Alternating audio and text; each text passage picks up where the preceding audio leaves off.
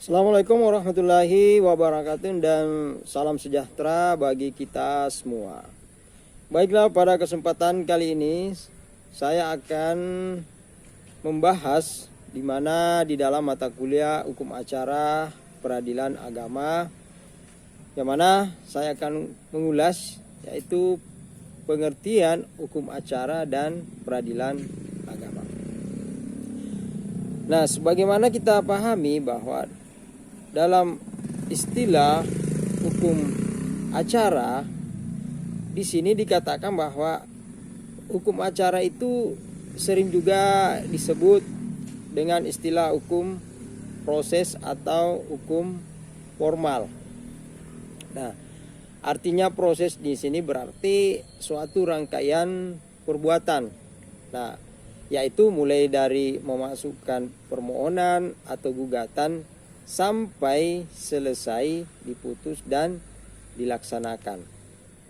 Nah, sebagaimana kita ketahui bahwa tujuan dari proses ialah untuk melaksanakan penentuan bagaimana hukumnya suatu kasus dan bagaimana hubungan hukum antara dua pihak yang berperkara. Ya, jadi bagaimana hukum antara dua pihak yang berperkara itu sebenarnya dan seharusnya gitu. Agar segala apa yang ditetapkan oleh pengadilan dapat direalisir dengan secara paksa dan karenanya dapat terwujud secara pasti. Nah, kemudian juga di dalam hal hukum acara diistilahkan sebagai hukum formal. Nah, pengertian ini ditekankan pada masalah bentuk atau cara ya. Namanya formal itu berbicara masalah bentuk atau cara. Yang maksudnya di sini adalah hukum yang mengutamakan itu pada kebenaran bentuk atau cara. Nah, itulah sebabnya beracara di muka pengadilan tidak cukup hanya tahu dengan hukum, tetapi lebih dari itu harus tahu terhadap bentuk caranya yang spesifik. Nah, sebab ia terikat pada bentuk-bentuk atau cara-cara tertentu yang sudah diatur. Nah, sehingga keterikatan kepada bentuk atau cara ini berlaku bagi para hakim dan dengannya juga pula perbuatan semena-mena dapat diantisipasi sedini mungkin. Nah, sementara peradilan agama adalah ya, jadi salah satu peradilan negara di Indonesia yang sah ya, yang bersifat peradilan khusus. Nah, yang mana berwenang dalam jenis perkara perdata Islam tertentu dan ya, jadi jenis perkara perdata Islam tertentu bagi orang-orang Islam di Indonesia. Nah, sebagaimana kita ketahui bahwa peradilan agama adalah peradilan perdata dan peradilan Islam di Indonesia.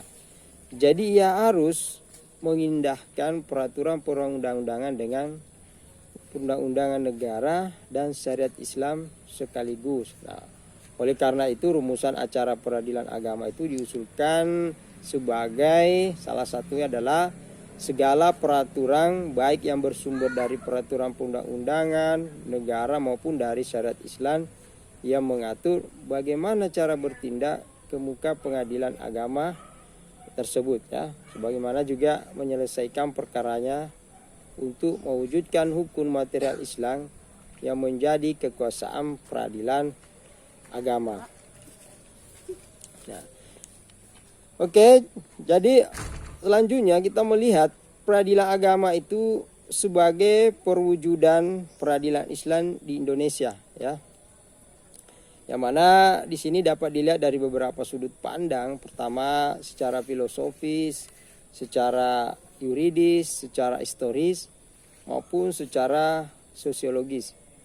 Nah, kita melihat secara filosofis bahwa peradilan itu dibentuk dan dikembangkan untuk menegakkan hukum dan keadilan. Jadi hukum yang ditegakkan adalah hukum Allah yang telah disistematisasi oleh manusia. Sementara secara yuridis yaitu adalah secara yuridis hukum Islam atau biasa di bidang perkawinan, kewarisan, wasiat, hibah, wakaf, sedekah itu berlaku di peradilan agama.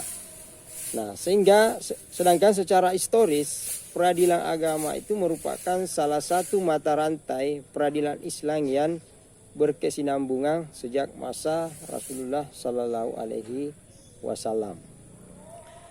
Nah, sedangkan secara sosiologis peradilan agama itu didukung dan dikembangkan oleh dan di dalam masyarakat Islam. Nah itu. Nah, adapun sumber hukum peradilan agama, yaitu bagaimana peradilan agama ini mempergunakan acara yang terdapat dalam berbagai peraturan perundang-undangan, bahkan juga acara dalam hukum itu tidak tertulis. Maksudnya hukum formal Islam yang belum diwujudkan dalam bentuk peraturan perundang-undangan negara Indonesia. Itu sebagaimana kita ketahui bahwa peradilan agama itu adalah peradilan Islam di Indonesia yang mana wewenangnya memeriksa, memutuskan dan menyelesaikan perkara-perkara di tingkat pertama antara orang-orang yang beragama Islam, baik di bidang perkawinan, kewarisan, wasiat dan hibah, yang mana dilakukan berdasarkan hukum Islam. Begitu pula juga wakaf dan sedekah. Jadi untuk melaksanakan tugasnya sebagai peradilan agama itu mempergunakan acara yang terdapat dalam berbagai peraturan perundang-undangan. Bahkan juga dalam hukum acara, dalam hukum tidak tertulis. Jadi maksudnya di sini hukum formal Islam yang belum diwujudkan dalam bentuk peraturan perundang-undangan negara Islam. Nah, sementara di dalam beracara ada beberapa. Jadi kesulitan beracara di muka peradilan agama itu, yang mana beracara di muka peradilan agama tidaklah semudah seperti diperkirakan oleh sementara orang, bahkan lebih sulit dari beracara di muka peradilan umum. Jadi sebagaimana kita ketahui bahwa beracara di muka peradilan umum itu, untuk bagaimana beracara di muka peradilan agama, orang harus memahami secara benar dan baik hukum acara yang termuat dalam Undang-Undang Nomor 7 1989 sebagai ketentuan khusus. Nah, selanjutnya juga orang harus memahami dan mengerti pula terhadap aturan hukum acara perdata yang digunakan di muka peradilan umum sebagai ketentuan umumnya. Nah, padahal mempelajari hukum acara peradilan umum saja itu sudah merupakan suatu hal yang tidak mudah ya. Selain dari itu, orang juga harus memahami bagaimana cara mewujudkan hukum material Islam melalui hukum proses Islam. Nah, terakhir ada tujuan dan fungsi hukum acara peradilan agama, yaitu ada dua: tujuan hukum acara peradilan agama dan fungsi hukum acara peradilan agama. Tujuan hukum acara peradilan agama sebagaimana telah diatur dalam Undang-Undang Nomor 7 Tahun 1989 Junto Undang-Undang Nomor 3 Tahun 2006 tentang perubahan atas Undang-Undang Nomor 7 Tahun 1989 tentang peradilan agama, yakni menyangkut perkara-perkara seperti perkawinan, waris, wasiat, hibah, wakaf, zakat, infak, sedekah, begitu pula juga ekonomi syariah. Nah, jadi selain kewenangan tersebut, pasal 52A Undang-Undang Nomor 3 Tahun 2006 menyebutkan bahwa pengadilan agama itu memberikan isbat kesaksian ruqyah hilal dalam penentuan awal bulan pada tahun Hijriah. Nah, sementara fungsi hukum acara peradilan agama fungsi hukum acara peradilan agama, bahwa hukum acara peradilan agama ini mempunyai fungsi seperti fungsi mengadili atau biasa dikatakan judicial power, yaitu memeriksa dan mengadili perkara-perkara yang menjadi kewenangan pengadilan agama di wilayah hukum masing-masing. Nah, kedua, fungsi pengawasan yaitu mengadakan pengawasan atau pelaksanaan tugas dan tingkah laku hakim, panitra maupun sekretaris dan seluruh jajarannya. Nah, sementara fungsi pembinaan yaitu memberikan pengarahan, bimbingan dan petunjuk kepada jajarannya, baik yang menyangkut tugas teknis yudisial, administrasi peradilan maupun administrasi umum.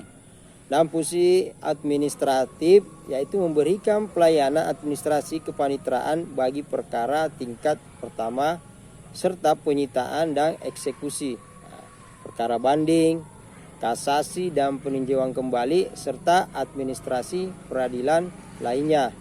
Dan bagaimana juga memberikan pelayanan administrasi umum kepada semua unsur di lingkungan pengadilan agama, bidang kepegawaian, bidang keuangan, bidang umum. Nah, sementara selanjutnya adalah fungsi nasihat, yaitu memberikan keterangan, pertimbangan dan nasihat tentang hukum Islam pada instansi pemerintahan di wilayah hukumnya. Nah, dan fungsi lainnya yaitu pelayanan terhadap penyuluhan hukum, riset dan penelitian serta lain penelitian dan lain sebagainya, seperti diatur dalam keputusan Ketua Mahkamah Agung Republik Indonesia nomor KMA atau keputusan Mahkamah Agung garing 004 garing SK garing Romawi 2 garing 1991. Oke, baiklah, itulah penjelasan yang sempat saya jelaskan pada kesempatan hari ini. Mudah-mudahan bermanfaat bagi kita semua dan lebih kurangnya mohon dimaafkan. Wabillahi taufiq wal hidayah. Assalamualaikum warahmatullahi wabarakatuh.